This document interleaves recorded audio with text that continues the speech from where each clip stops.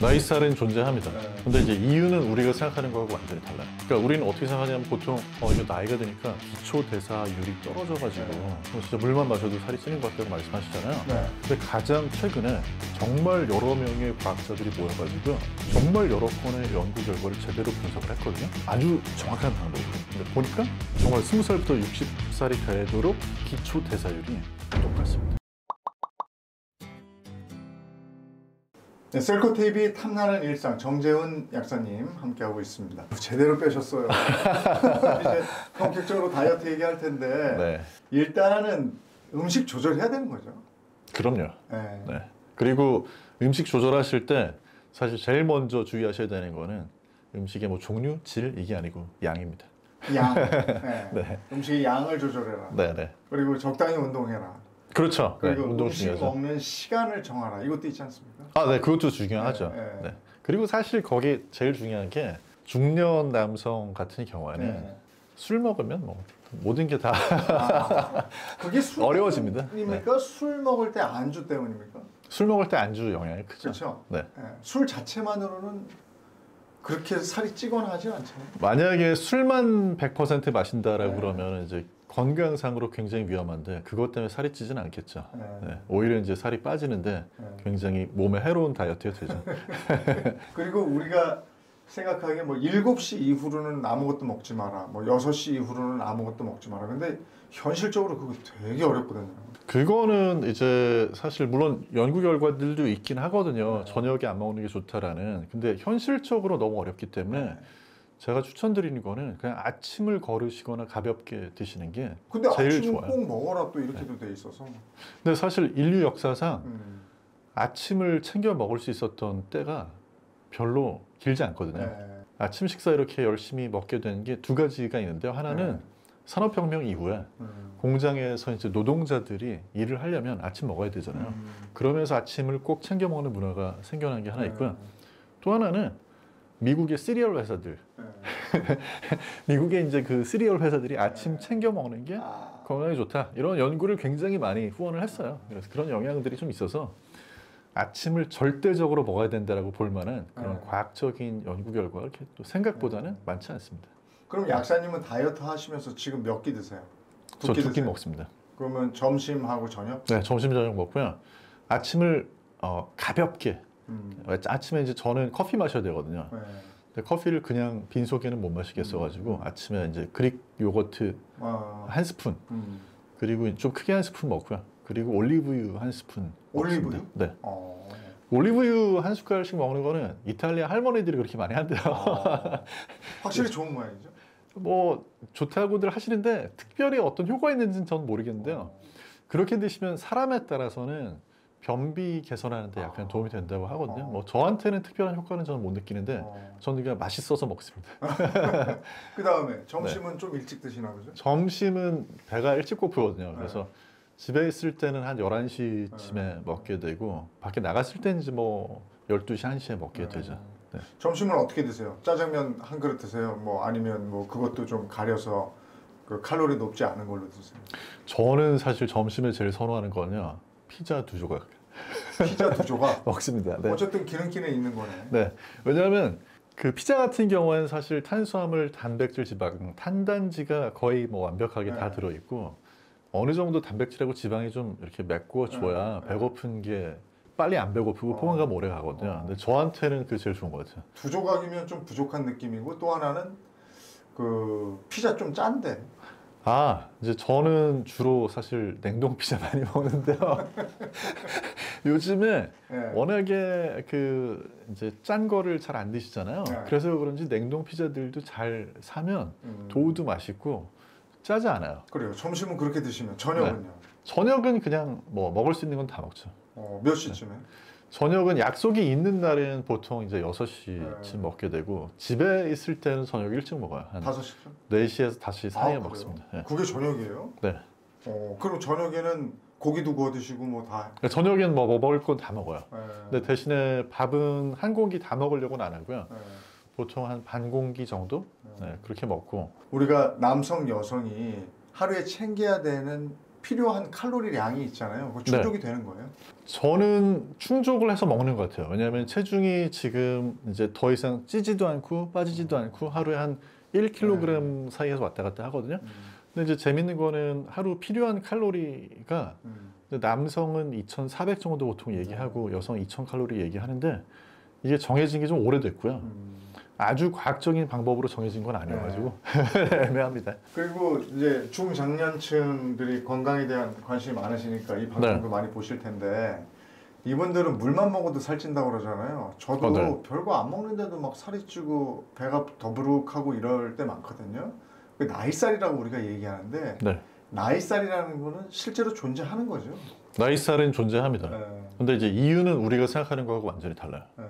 그러니까 우리는 어떻게 생각하냐면 보통 대부분의 경우에 이거 나이가 드니까 기초 대사율이 떨어져가지고 뭐 진짜 물만 마셔도 살이 찌는 것 같다고 말씀하시잖아요. 근데 가장 최근에 정말 여러 명의 과학자들이 모여가지고요, 정말 여러 건의 연구 결과를 제대로 분석을 했거든요. 아주 정확한 방법으로. 근데 보니까 정말 20살부터 60살이 되도록 기초 대사율이 똑같습니다. 아, 그래요? 네. 아, 이거 처음 듣는 얘기인데? 가장 최신 연구 결과고요. 아니, 제가 정보 프로그램만 거의 한 30년 진행을 했는데요. 이 대사량 관련해서 이런 얘기는 제가 처음 들었어요, 지금. 근데 너무 정확한 연구 결과고요. 그래요? 1살 때가 기초 대사율은 제일 높거든요.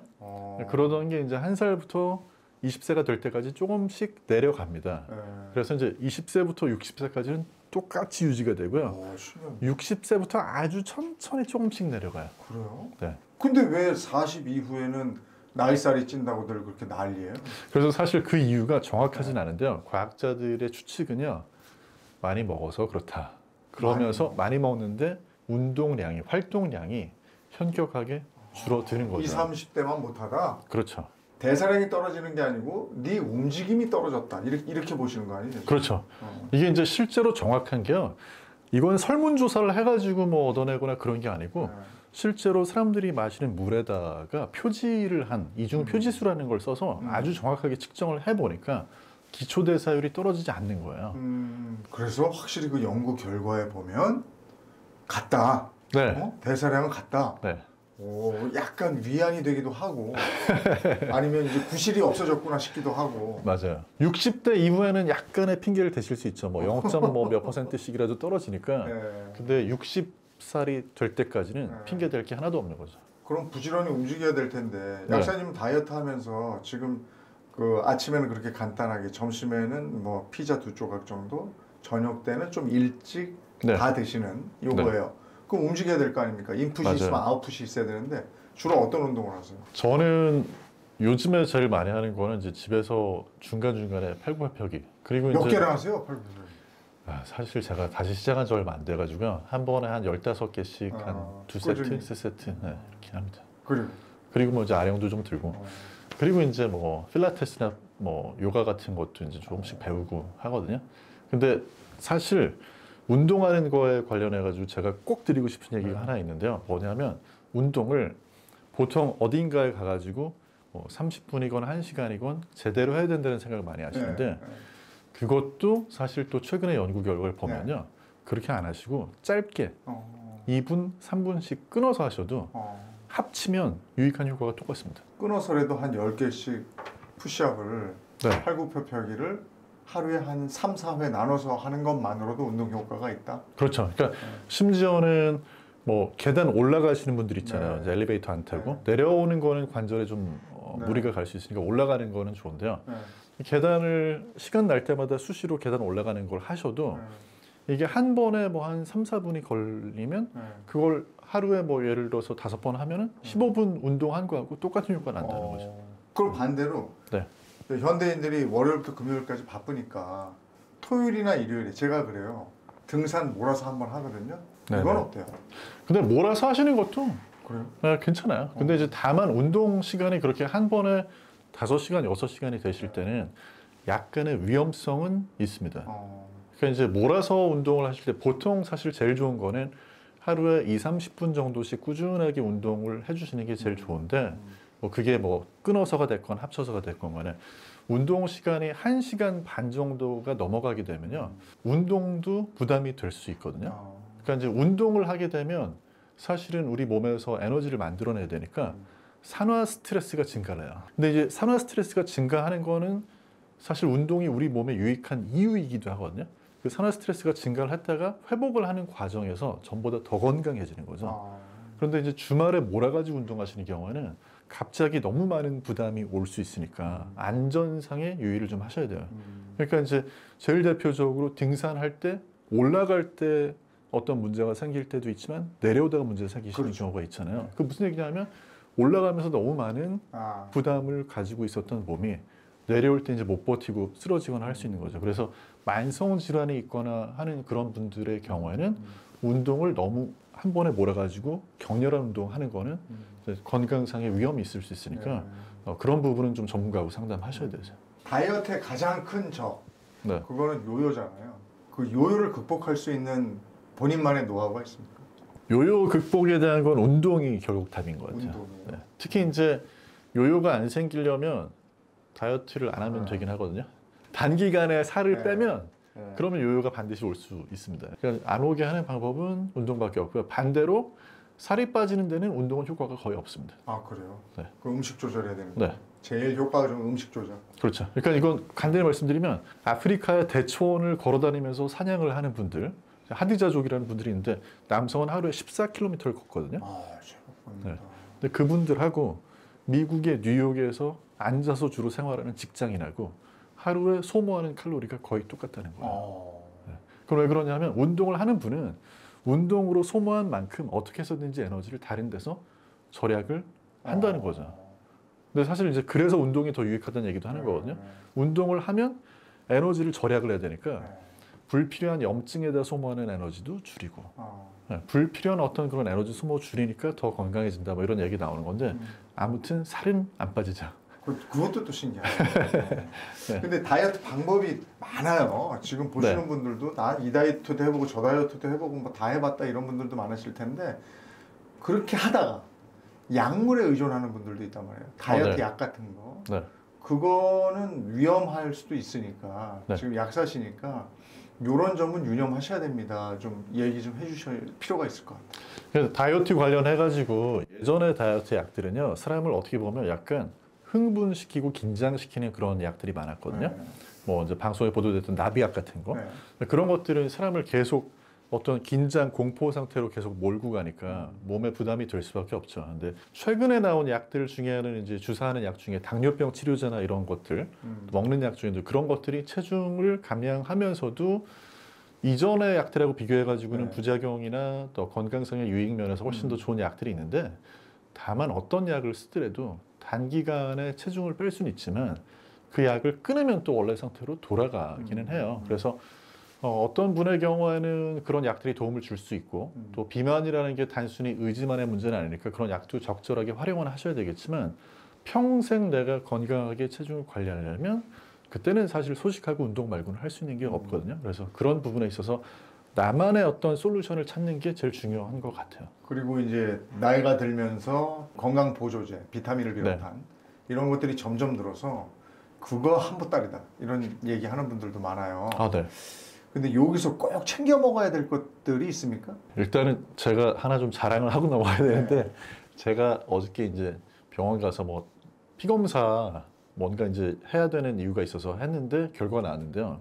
뭐 염증 수치 이런 것도 아주 정상이고 비타민도 뭐 B하고 D 이런 게 부족한 게 하나도 없다 이렇게 나왔거든요 결과가. 근데 저는 따로 챙겨 먹는 건 없어요. 식사만 하거든요.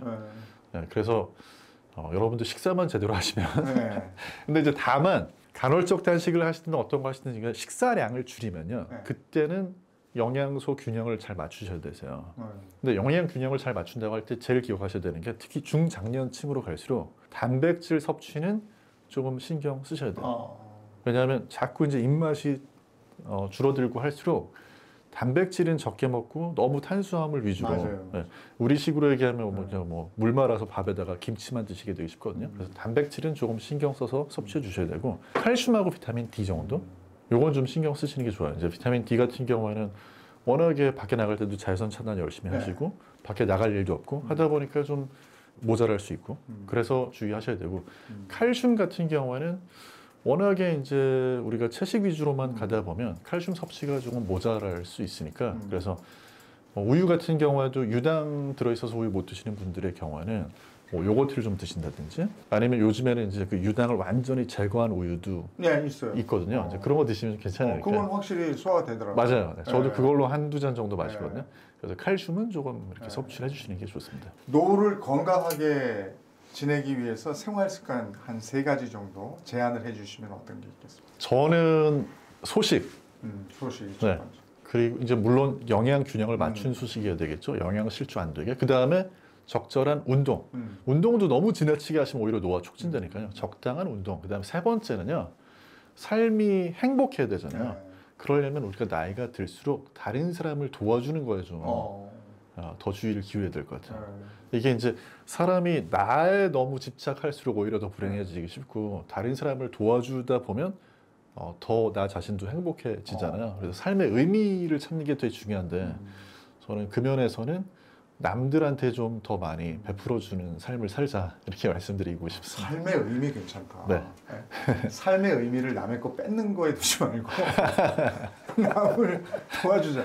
욕심 챙기는 거에 두지 말고 네. 욕심을 좀 비우면서 맞아요. 더불어 함께 살면 좋지 않겠는가? 네. 네, 알겠습니다. 네, 오늘 정재원 약사님하고 전반부에 커피 얘기했고요. 이번엔 다이어트인데 사실은 다이어트 이러면 우리가 살 빼는 것만 생각하는데 건강한 다이어트인 거죠. 그러니까 건강한 삶을 위한 다이어트에 대한 얘기를 나눠봤습니다. 오늘 너무 말씀 주셔서 고맙습니다. 감사합니다.